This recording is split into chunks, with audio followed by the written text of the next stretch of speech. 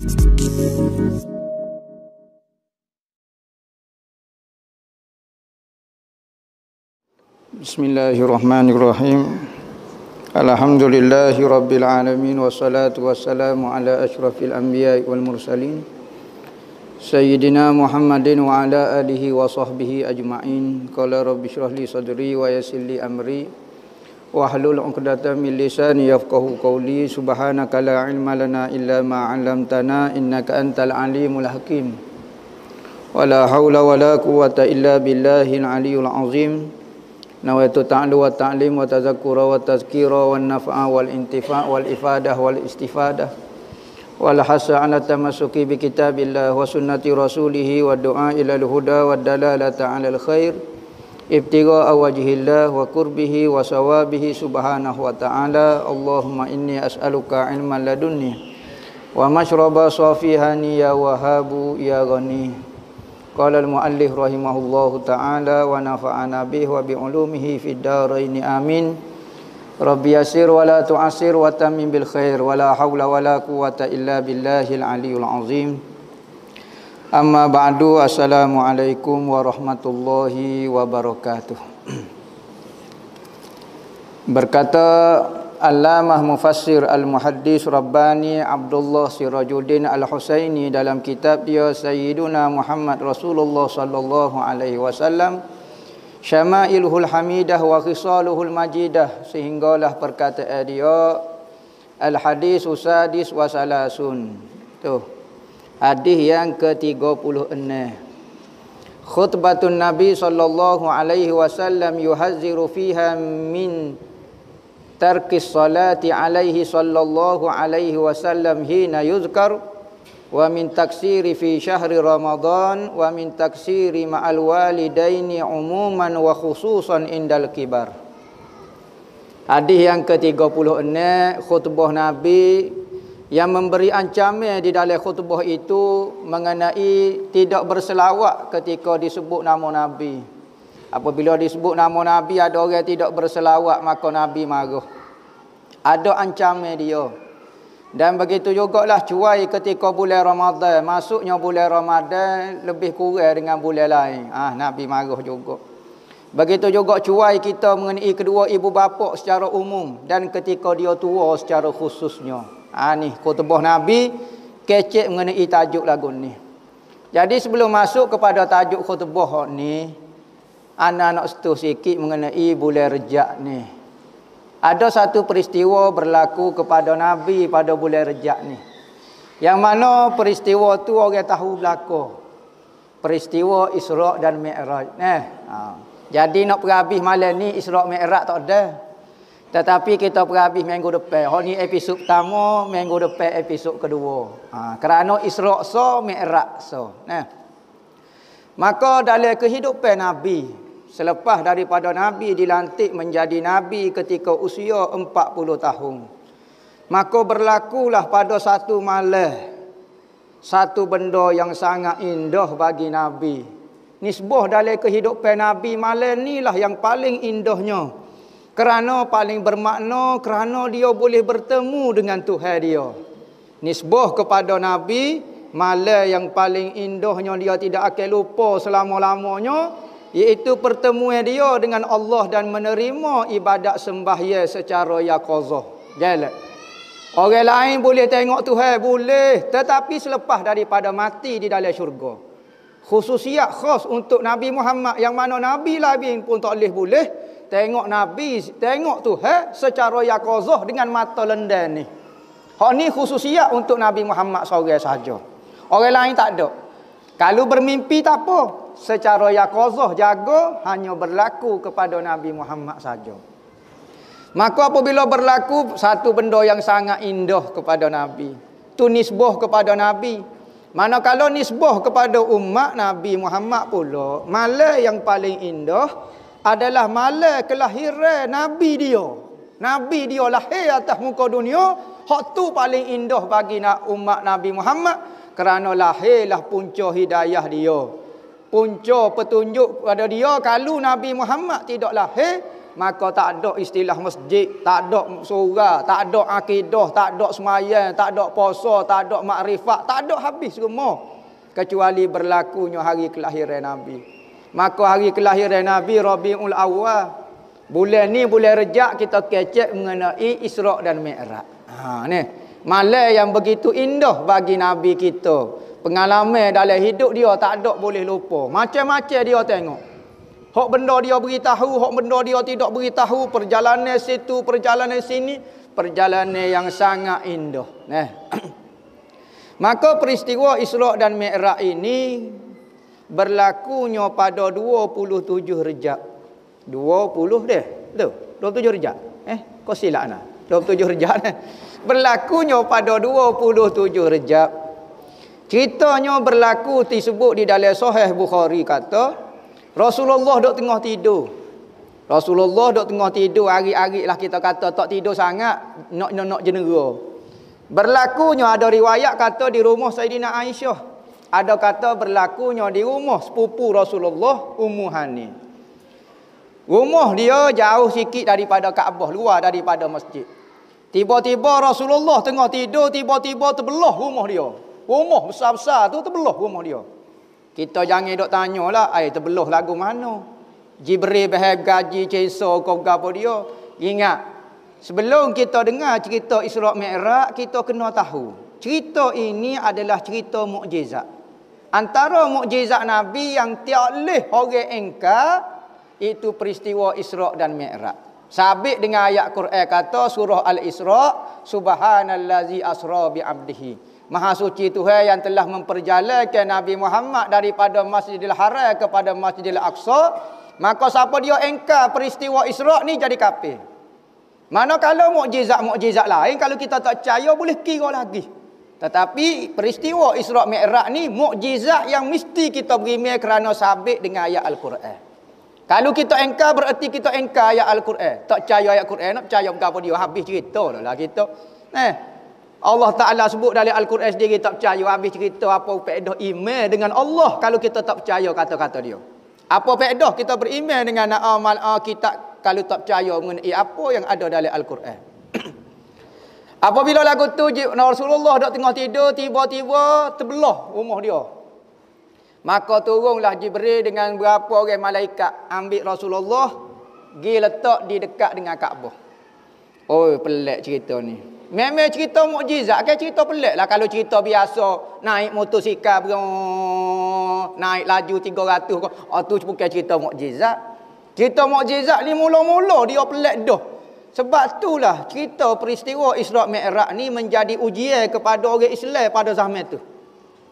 Nabi Muhammad kelik lepas daripada Isra' Mi'raj, Nabi Muhammad kelik, Allah Ta'ala kata beritahu cerita ni kepada umatmu. Nabi Muhammad kenalin nak ajak cerita. Bapa kenalin kerana terlalu pelik pemandangan pada malam tu. Dia takut orang Islam pada masa tu tak percaya ke dia. Sudah nak ayat cerita lagu mana Tapi Tuhan kata kena royak. Maka dia pun kena royak juga cerita. Royaklah cerita. Maka apabila royak cerita, manusia hok dengar cerita Nabi ada 3 golongan. Pertama, orang kafir. Tak ada. Nyo katalah ke Nabi, nyo kata ngaruk kau sekok dah dulu menipu sikit-sikit. Ni kata pergi ke Masjidil Aqsa. Semalam tak ada siapa semalam lepas pada Isya sebelum subuh kelik. Cerita ni mengaruk tahap mana? Orang pergi berjalan sebulan, kelik sebulan juga. Tak ada kenderaan zaman laju pada masa tu. Maka Nabi dituduh gini-gini macam-macam. Ni golongan pertama. Sama ada orang kafir kata lagu tu ataupun orang Islam sendiri hok iman toh-toh.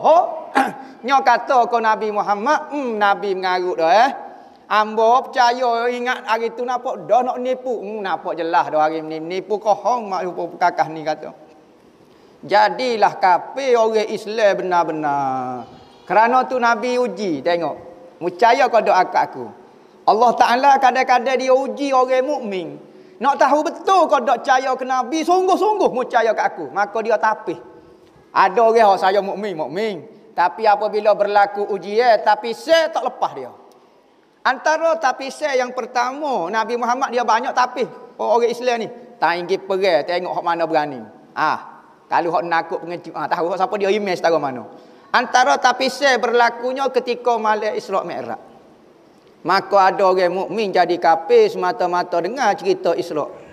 Jadi kafir tak percaya, guling bating. Dalam tafsir kata ambil pasir curah atas kepala, wah mengarut kursi kotak, guling bating. Menipu kaum. Kedua, hak sani tak percaya langsung.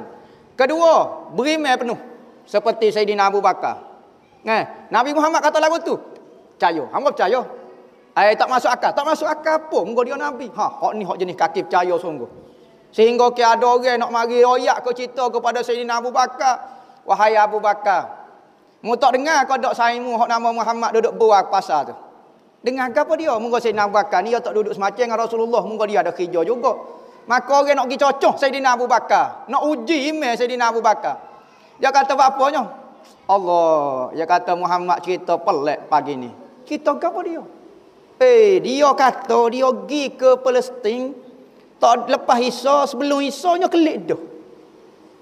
Katanya Sayyidina Abu Bakar betul kau dok jangan nak kecek lagu tu sayang hamba tu kata. Ni. Hamba dengar ni hamba bagi balik ni. Orang dok pakai sokong ke dia belakang dia. Hamba baru dengar ni. Hamba Hamba dengar sendiri kata. Katanya Sayyidina Abu Bakar kalau Rasulullah Muhammad royak kata. Kalau Muhammad royak kata dia pergi ke Palestin. Dia bukan kata pergi Palestin. Dia naik ke langit dan dia turun semula. Sayyidina Abu Bakar tambah. Rasulullah baru royak cerita mengenai Isra' baru. Sayyidina Abu Bakar, Rasulullah baru royak cerita kata dia pergi ke Palestin baru. Dia tak royak lagi, dia naik ke langit. Maka Sayyidina Abu Bakar pula kita tambah. Kalau Rasul Muhammad kata dia pergi ke Palestin, naik ke langit, kelik pula dalam satu malam. Hamba percaya. Tengok orang kafir tengok. Pada malam tu dia dapat gelar As-Siddiq. Sayyidina Abu Bakar As-Siddiq. Orang yang sangat mempercayai Nabi. Berlaku. Dua golongan. Ketiga golongan senyap tak kata apa dia. Hamba nak kata kan nak kata salah ke moga dia Nabi. Nak kata tak betul ke jadi kafir ke. Jadi mai dok rak lagu tu. Maka syok dengan Nabi pun jadi kufur katanya Nabi. Katanya ulama syok dengan Nabi pun jadi kufur. Maka kalau kita dengar cerita malam ni Isra' Mi'raj, kita tengok email kita setara mana. Nak jadi golongan pertama, tak percaya langsung pakai doyak cerita-cerita ni karut lah apa dia. Kafir tu. Kedua, berimeh pakai jolo. Mungkin cerita Nabi bukan cerita Power Ranger apa dia. Power Ranger menipu kau, kita percaya. Ni cerita Nabi Muhammad berkait dengan email kita kena percaya. Ketiga, dok senyap. Tak tahu nampak cerita pelik sangat kata. Hamba tak berani. Hamba tak boleh terima kata. Takut cerita ni mengarut Takut cerita ni mengarut selalu kalau pelik Orang lain ni kalau pelik sikit mengarut selalu. Cerita ni kurafat lah, cerita ni bid'ah lah, cerita ni apa dia. Kalau benda ini ada hadis apa dia sebut, kena percaya. Kita nak kata lagu mana?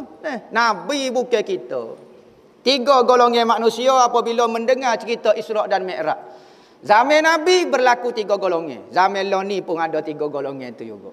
Sebab tu boleh rejak ni boleh ujian kepada orang.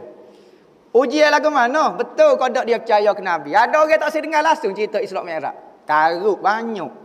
Ada naik buruk lagu tu, nak sabar. Ada kata lah ni Nabi nak ijek dah pula. Nabi nak ijek dah pula. Astagfirullahaladzim. Tak boleh terima sebab dia pehejek saja laju. Benda lain tak mungkin boleh laju. Buruk kau menatas, setara mana sangat dia nak unggah. Dia pehej lagu tu, mungkin dia beranak dalam jet. Budak tu dia beranak dalam jet sebab dia pehejek lajunya. Maka orang zaman dulu tu boleh buat berlaku. Makhluk laju, makhluk slow, makhluk apa dia boleh berlaku. Ujian kepada kita. Sebab tu jangan boleh rejak ni. Panggil kuliah Isra' Mi'raj. Panggil kuliah Isra' Mi'raj, lepas tu kelik dia buat lawak. Tak ada apa-apa. Kalau kita tak kuat email, tak usah mana, tak usah dengar langsung. Baik tak payah dengar. Takut kita dah main jolo kok. Hamba tahu. Nampak cerita mengarut, nampak tak berapa lah mana. Ampun, tak ada apa. Apabila terbelahlah rumah Sayyidina Rasulullah, maka Jibril mari ambil Nabi letak di Kaabah, dekat dengan Kaabah. Maka dibelahlah dada Rasulullah. Sudah belah dah pula kat manalah, guling bating. Tak ada biuh-biuh ke? Tak ada biuh. Pas gelepar dodeh-dodeh lah kawan ni hidupnya. Jibril wak kerjaan, bukan doktor USM kau gapo dia ni wak kerjaan ni. Bukan orang mengaji PhD kau gapo dia ambil doktor gapo dia. Dak.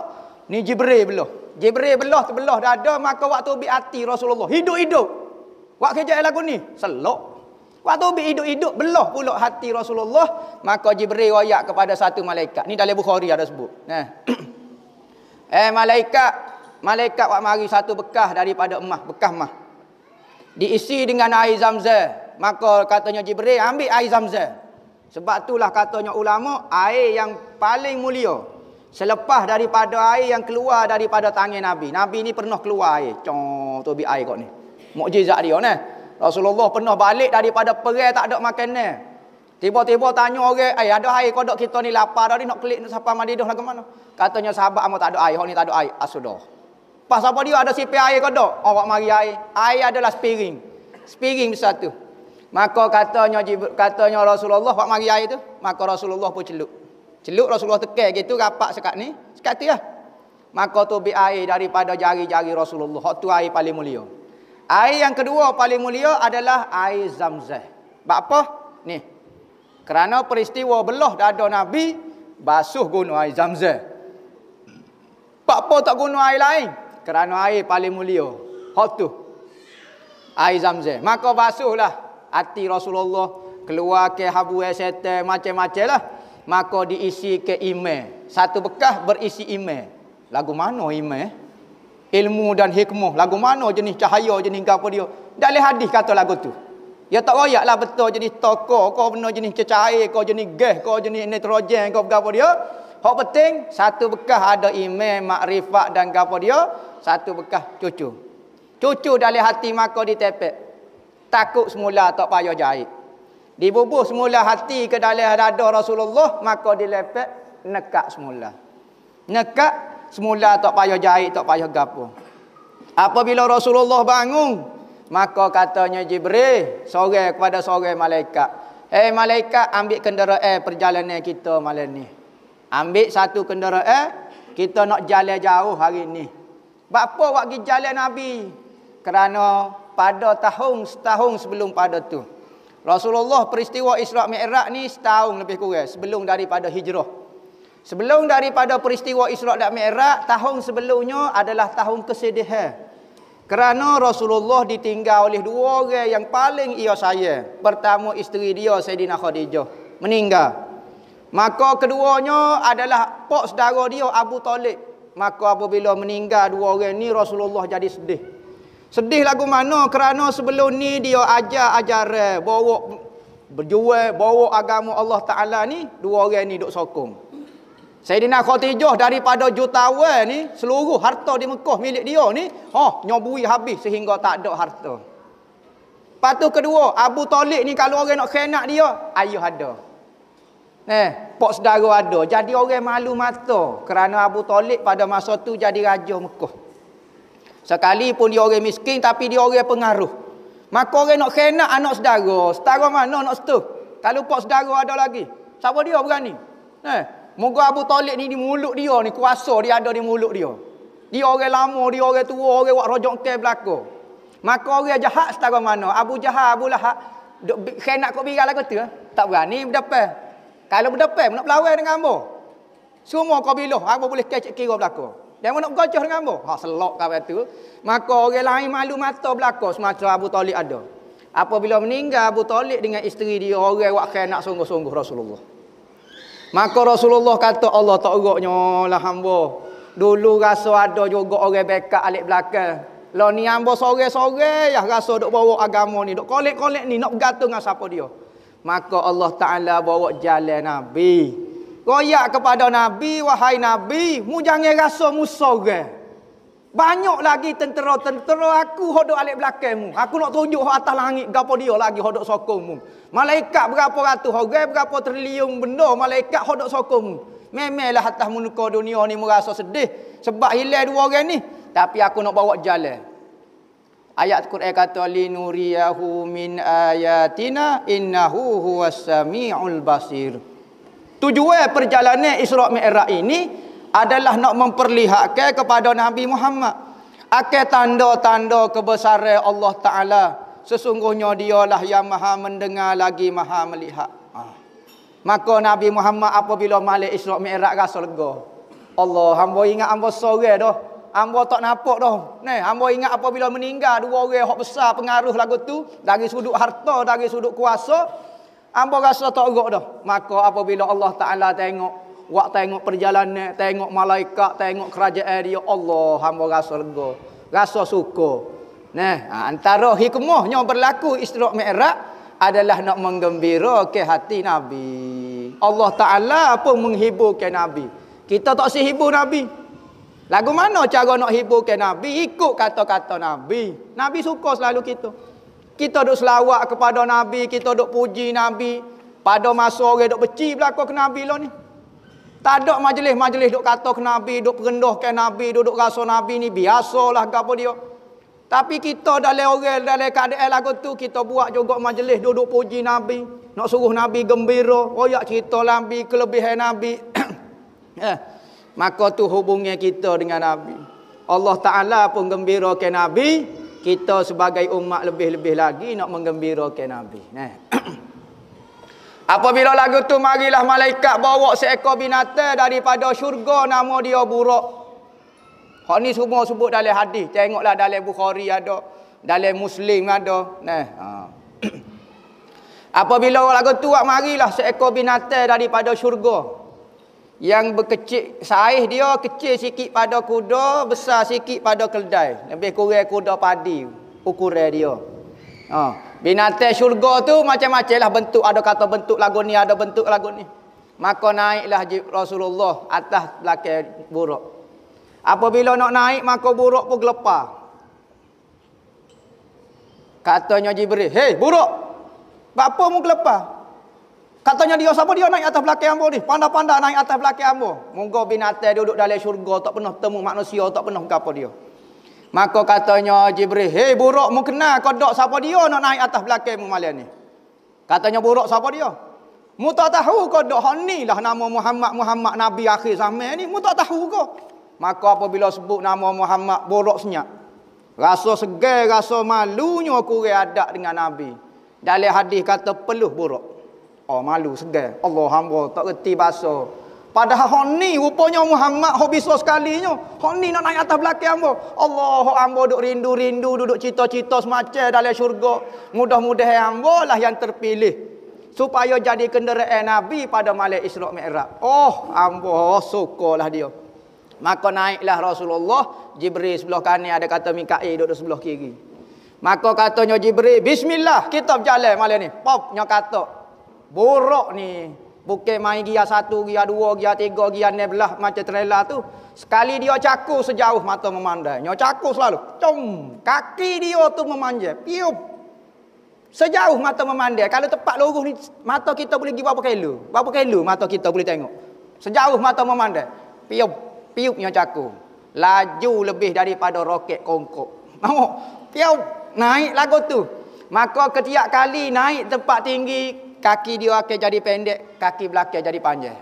Setiap kali turun daripada tempat tinggi, muka bukit ada apa dia, kaki panjang, kaki depan dia akan panjang, kaki belakang jadi pendek. Jadi Rasulullah terasa ketika naik bukit, tak rasa nak nentai lagu tu. Dia tak rasa kini semacam. Naik muka kaki dia yang berubah.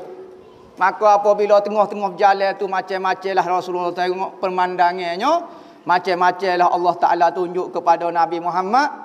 Balasan kepada umat Nabi Muhammad yang tak dengar kata. Tak berlaku lagi, tayangnya saja. Tayangnya di samping duk tengok. Kalau kita kat naik bah tu dia ada TV kan, bah kan. Ada perkara bah zaman dulu ada TV. Lah ni berkali penipal lah, berkali tak si tengok TV dah. Jadi tengok TV bila-bila. Maka Nabi Muhammad tengok pemandangan orang tak semaya lagu mana, orang tak zakat lagu mana, gapo dia. Perjalanan dia akhir sekali tengok Madinah. Rasulullah pergi tempat nak lahir Nabi Isa, Nabi Muhammad lahir. Nabi Muhammad daripada Mekah ni. Dia naik kau ni. Pergi ke sebelah Syria. Tempat Nabi Isa lahir gapo dia kona, dia tu pun turun ke Palestin. Tu cara perjalanan dia. Lebih kurang ginilah. Naik kau gitu. Sapa ke Baitul Maqdis. Apabila sapa kepada Baitul Maqdis, maka Rasulullah pun berhenti turun. Katanya Jibril, turun wahai Muhammad. Maka Nabi Muhammad pun turun. Jibril pergi satu batu, dia pun buat lagu ni. Tembuh batu tu. Kita kata jolo kau Jibril. Dah Jibril, kalau kita memang berekok sungguh tangan kalau bahaya lagu tu batu berekok pergi hospital duduk gini, pergi hospital. Tapi jerit buat lubang maka dia tambak buruk tu. Siapa kalau ni ada tempat untuk tambak buruk. Kalau siapa dia ada rezeki pergi ke Masjid Al-Aqsa ada tempat tu. Maka buruk ditambak situ biasanya. Maka apabila tambak Jibril nak ajar. Ada ulama kata apa tambak buruk, cakap buruk ni liar. Tak gimana dah muka buruk ke juru. Bukan supaya kambing rumah kita, lepo kita. Gak sodahnya pergi ziarah kedai kopi, gapo dia lepok apa semua. Jangan buat gitu tu kambing rumah kita. Jadi nak ajar kata kalau kita merah kena tambak, takut jadi masalah dengan orang. Masuk dalam Baitul Maqdis, maka Nabi Muhammad duduklah betul berehat. Apabila berehat, Jibril beh. Apabila Jibril beh, maka masuklah semua ruh-ruh Nabi yang pernah diutuhkan oleh Allah untuk mengajar manusia. Semenjak daripada Nabi ada, siapa ke Nabi Muhammad ni? Lepas ada Nabi Muhammad, ada Nabi lagi? Tak ada dah. Dia hak paling last sekali. Maka penuh pernah dalam satu masjid. Maka bel sudah belaka, qomat nak semaya. Syariat semaya. Nak pergi ambil semaya. Semaya ke apa dia? Sebelum daripada kita terima semaya jenis 5 waktu lagu ni, kita semaya dah. Nabi Muhammad semaya dah. 2 rakaat tengah hari, 2 rakaat malam. Malam so, tengah hari so. 2 saja. Hak 5 waktu Zuhur, Asar, Maghrib, Isya ni terima pada malam Isra' Mi'raj. Hak 4 rakaat, hak 3 rakaat. Apabila lagu tu maka Rasulullah pun nak semaya. Jibril qomat. Pakat tengok belakang. Muka Nabi belakang. Nabi Ibrahim tok dia ada, Nabi Ismail, Nabi gapo dia, Nabi Yusuf, Nabi Zulkifli, Nabi Daud. Sudah. Nak siapa dia nak naik? Maka Jibril pun tolak belakang Rasulullah jadi imam. Maka Rasulullah gelar dia Sayyidul Anbiya wal Mursalin, ketua kepada nabi-nabi dan rasul-rasul. Nabi-nabi rasul semaya belakang Nabi. Nak munajat, tu imam ni kepala munajat. Mesti orang paling bisa sekali dalam surah tu kalau nak latih dia tu imam, dia paling bisa sekali. Sebab kepala munajat dengan Allah mesti hak paling hebat sekali. Kalau hak cahaya jadi makmum apa dah. Dia. Maka apabila Rasulullah sudah belaka tu, maya apa semua, maka Jibril wak mari air. Monggo letih ni ke macam sini ke dagu air, dia mau pun ide air. Maka idelah 3 gelas air kepada Rasulullah. Air kosong, arak, susu. Maka Rasulullah pun pilih susu. Maka Jibril kata, oh bagusnya mu ya Rasulullah. Mujo mu pilih susu. Kalau mu pilih arak tak dosa dah. Muka Jibril bui. Kita Jibril tak bui pun kita ambil. Jibril bui. Berarti benda ni boleh. Maka Rasulullah pun pilih susu. Katanya Jibril, Allah mujo mu pilih susu. Kalau mu pilih arak, nescaya umat pun akan minat minum arak. Belai-belai Rasulullah pilih susu, pok kita pun libah supaya tolong. Hamba tak minum arak. Pas minum bir. Dia panggil nama dia lebih kurang. Nama ni ada cak labi, ada cak kera, ada cak itik, ada cak serati. Nabi kata akhir zaman manusia akan minum arak tapi tak panggil arak pun. Pakai macam-macam. Tu ni. Maka lepas pada tu Jibril kata, "Wak mari Mi'raj. Mi'raj ini tangga nak naik ke langit." Maka Jibril pun tarik, gedem. Jatuh depan Rasulullah satu anak tangga yang menuju kepada pintu langit. Langit ni tak boleh naik koseh-koseh. Siapa dia kata kita boleh naik ke langit? Nak terbaik kau tu tak sih. Malam Isra' Mi'raj dia ada pintu dia, langit pertama. Bukan jenis style macam asak pergi masuk. Langit pertama tu. Tak. Kau tu baru langit bawah ni baru. Maka apabila naik wak mari tangga, maka episod kedua lah. Wallahu a'lam.